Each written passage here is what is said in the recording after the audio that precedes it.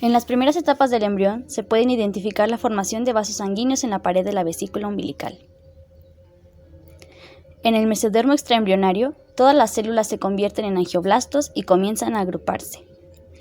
Las células más internas presentan apoptosis y forman islotes sanguíneos. Algunos angioblastos se aplanarán para formar células endoteliales que recubrirán los primeros vasos sanguíneos, y otras células endoteliales se diferenciarán en hemangioblastos y formarán células sanguíneas. Los islotes sanguíneos individuales se fusionarán a través de vasculogénesis para formar una red de vasos sanguíneos primordiales, de los cuales saldrán otros vasos sanguíneos adicionales mediante angiogénesis. Este rápido crecimiento de los vasos proporciona los medios necesarios para la nutrición y oxigenación del embrión en desarrollo. 3 pares de venas van a drenar en el corazón embrionario temprano. Las venas cardinales van a devolver sangre escasamente oxigenada desde las porciones craneales y laterales del cuerpo del embrión. Las venas vitelinas devuelven la sangre desde la vesícula umbilical.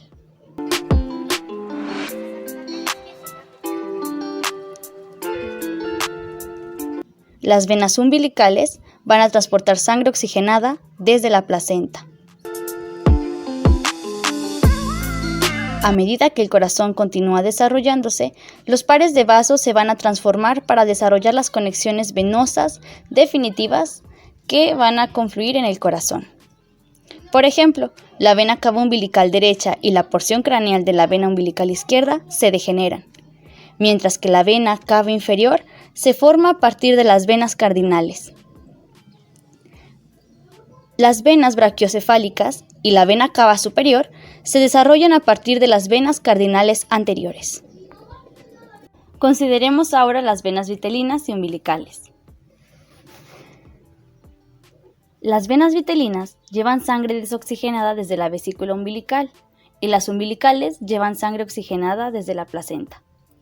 Ambas discurren hasta el seno venoso. También podemos observar el hígado en desarrollo. La vena vitelina derecha involuciona y la vena vitelina izquierda forma la mayor parte del sistema porta-hepático y también una parte de la vena cava inferior. Las venas umbilicales discurren a cada lado del hígado en desarrollo y llevan sangre bien oxigenada hasta los senos venosos.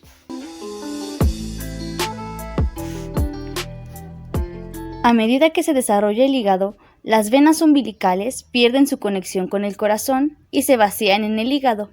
La vena umbilical derecha desaparece y la vena umbilical izquierda se convierte en el único vaso que transporta sangre bien oxigenada desde la placenta hasta el embrión.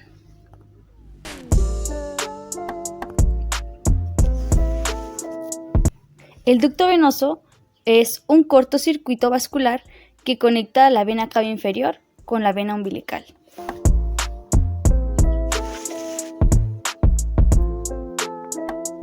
Y se puede observar cómo también a partir de la vena porta hepática sale la vena esplénica y la vena mesentérica superior.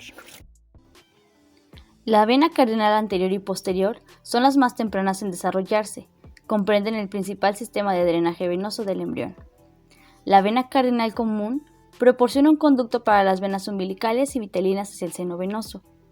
La vena cardinal posterior drena las venas subcardinales y luego se desarrollan las venas supracardinales. ¿Qué es lo que sucede? Las venas cardinales se interconectan entre sí a través de la anastomosis subcardinal y a su vez se interconectan entre sí con las venas cardinales posteriores a través de los sinusoides mesonéfricos. Las diferentes venas cardinales se desarrollan entre las venas subcardinales y supracardinales y se conectan entre sí con una anastomosis anterior que se muestra en color verde. La vena cava inferior se desarrolla a partir de 4 segmentos principales de estas venas. Un segmento hepático que procede de la vena hepática y de los sinusoides hepáticos, un segmento renal que procede de la vena subcardinal derecha, un segmento renal que procede de la anastomosis entre las venas subcardinales y supracardinales y un segmento posrenal que procede de la vena supracardinal derecha. La complejidad de las transformaciones que ocurren puede resultar en una serie de variaciones en los patrones venosos que se encuentran en el adulto.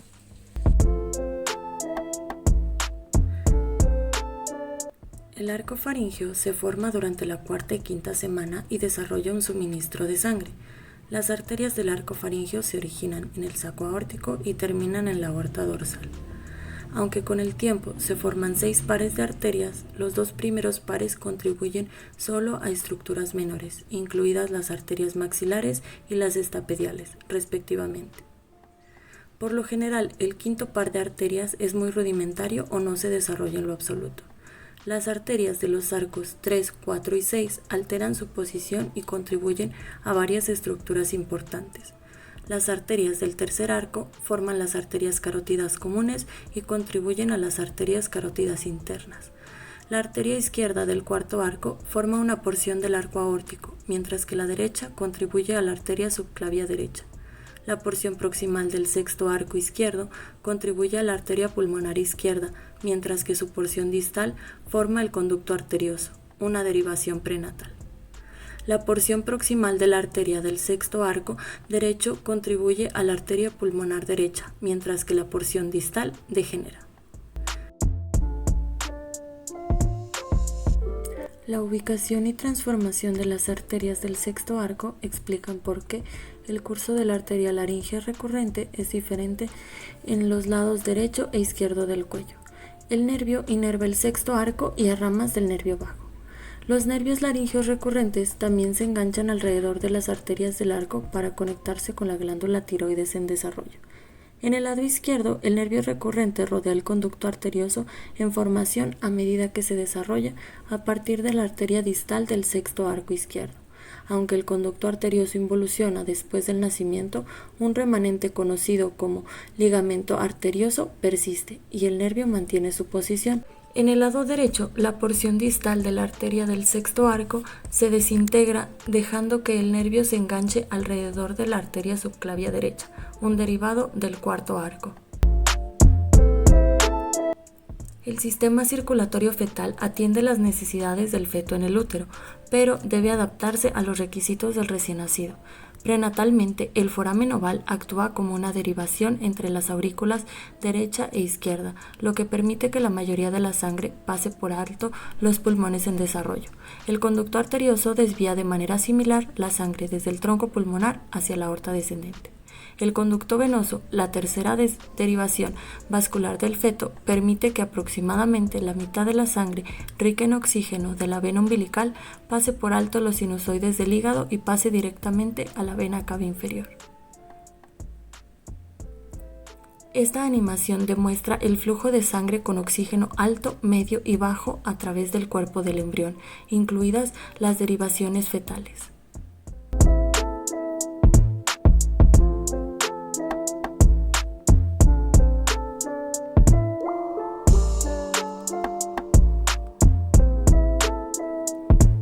En el momento del nacimiento, el suministro de sangre de la placenta cesa y los pulmones del bebé se expanden y funcionan.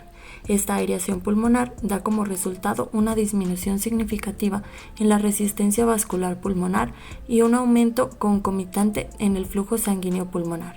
Estos cambios hacen que la presión en la aurícula izquierda aumente en comparación con la aurícula derecha, lo que da como resultado el cierre del foramen oval.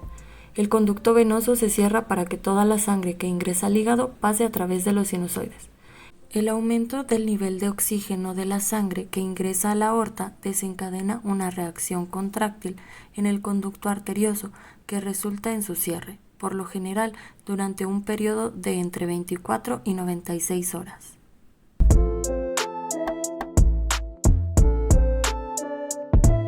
El primer signo del desarrollo del corazón es la aparición de los cordones angioblásticos que se van a canalizar para formar los tubos cardíacos primitivos.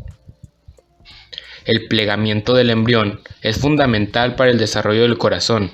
A medida que se produce el plegamiento de la cabeza, el corazón tubular y la cavidad pericárdica se desplazan por delante del intestino primitivo anterior y por debajo de la membrana orofaríngea. Durante el plegamiento transversal del embrión, los tubos cardíacos bilaterales se fusionan formando un solo único tubo cardíaco, que se encuentra suspendido por el mesocardio dorsal dentro de la cavidad pericárdica. Como el corazón tiene que seguir su desarrollo, conforme a este podemos identificar múltiples componentes, como la capa externa de su espesor, que es el miocardio, que se forma a partir del mesodermo espláncnico que rodea la cavidad pericárdica. La capa más interna, el endocardio, se deriva del endotelio original de los tubos del corazón. Al miocardio y endocardio los separa un tejido conjuntivo conocido como gelatina cardíaca. A principios de la cuarta semana, el corazón tubular ha comenzado a alargarse y una serie de dilataciones y constricciones alternadas vamos a poder observar, de las cuales podemos ver el ventrículo y aurícula primitiva y el saco aórtico, además de las capas del corazón tubular. El extremo venoso y arterioso de este corazón primitivo está fijo en su lugar por el septo transverso caudalmente y por las arterias del primer arco faríngeo cranealmente.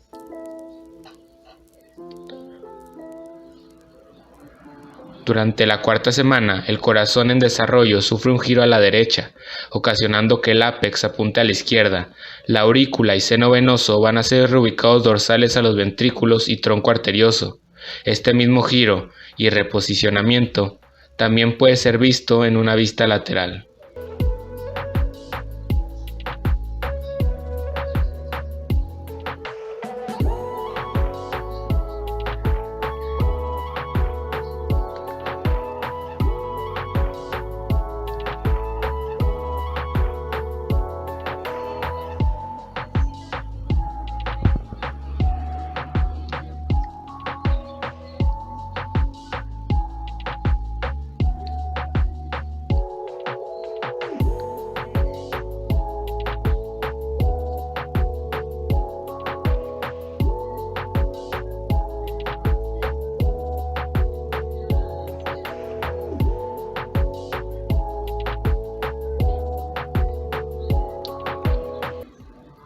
El desarrollo del corazón requiere contribuciones de poblaciones celulares específicas, influenciadas por más de 500 genes.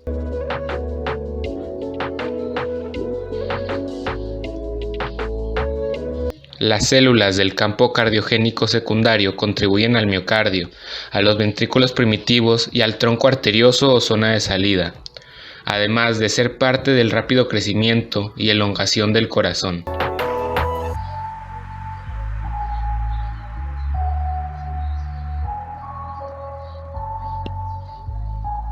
Al final de la cuarta semana, los cojinetes endocárdicos auriculoventriculares, o AB, se forman a partir de las paredes dorsales y ventrales del canal auriculoventricular. El cojinete endocárdico se desarrolla a partir de la gelatina cardíaca. Esto requiere una señal inductiva del miocardio del canal auriculoventricular y una transformación epitelial mesenquimal de las células. Las células transformadas van a invadir la matriz extracelular.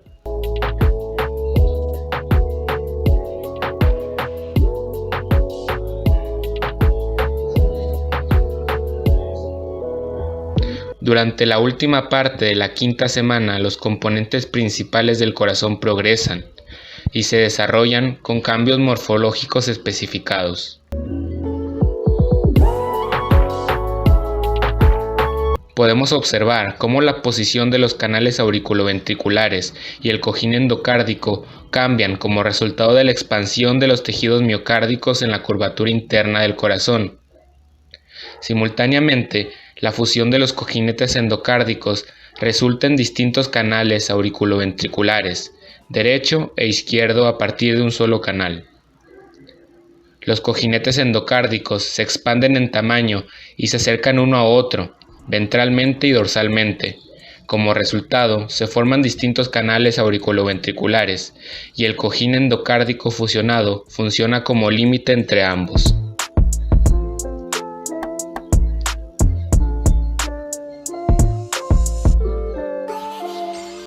Las válvulas mitral y tricúspide controlan el flujo sanguíneo entre las aurículas izquierda y derecha y los ventrículos izquierdo y derecho respectivamente. El desarrollo de estas válvulas Comienza con la proliferación de los tejidos mesenquimales que rodea a los canales auriculoventriculares y la remodelación de los ventrículos primitivos. Las válvulas se desarrollan a partir de tumefacciones que se ahuecan para formar las valvas de las propias válvulas, 2 en la mitral y 3 en la tricúspide. Ambas válvulas además previenen del prolapso de ambas aurículas. División del atrio, expansión de las porciones lisas de la aurícula. A partir del final de la cuarta semana, la aurícula primitiva se va a dividir en la aurícula o atrio derecho e izquierdo, debido a una serie de eventos. En la imagen observamos algunas partes de lo que va a ir conformando el corazón. Hablaremos un poco sobre la aurícula derecha. Esta se deriva del seno venoso. La pared lisa del seno venoso se denomina seno venoso de la aurícula derecha. El resto de la superficie interna interior de la pared auricular y la bolsa muscular cónica presentan un aspecto rugoso y trabeculado. La parte lisa y la parte rugosa están separadas internamente en la aurícula derecha por una cresta vertical llamada cresta terminal y externamente por un surco superficial, el cual llamaremos surco terminal. Formación del tabique interauricular. Observamos en la siguiente imagen dos cortes, uno sagital y otro coronal. Podemos observar las almohadillas o también llamados cojinetes endocárdicos, de los cuales se van a desarrollar a partir de la gelatina cardíaca y también de las células de la cresta neural. El septum primum será una fina membrana que crece hacia los cojinetes endocárdicos desde el techo de la aurícula primitiva y va a dividir parcialmente a las aurículas. Al crecer el septum primum, persiste una abertura grande entre el borde libre y los cojinetes, llamado ostium primum o foramen primum, el cual actúa como un cortocircuito que permite el paso de la sangre oxigenada desde la aurícula derecha a la izquierda. Este va a desaparecer conforme el septum primum se fusione con los cojinetes, formando el tabique atrioventricular primitivo. Antes, en la parte central del septum primum se van a formar zonas de perforación por apoptosis y se formará el ostium secundum o foramen secundum, que mantiene este cortocircuito que mencionamos anteriormente. El septum secundum es un pliegue muscular grueso que va a cubrir gradualmente el foramen secundum. Así, el septum secundum divide de forma incompleta las aurículas y se forma el agujero oval o foramen oval. El agujero oval, antes de nacer, va a permitir que la mayor parte de la sangre oxigenada que alcanza la aurícula derecha a través de la vena cava inferior llegue hasta la aurícula izquierda, y después de nacer el agujero oval se va a cerrar, ya que en la aurícula izquierda hay mayor presión que en la derecha. División de los ventrículos. La división del ventrículo primitivo inicia por el tabique interventricular muscular. Los miocitos contribuyen en su formación.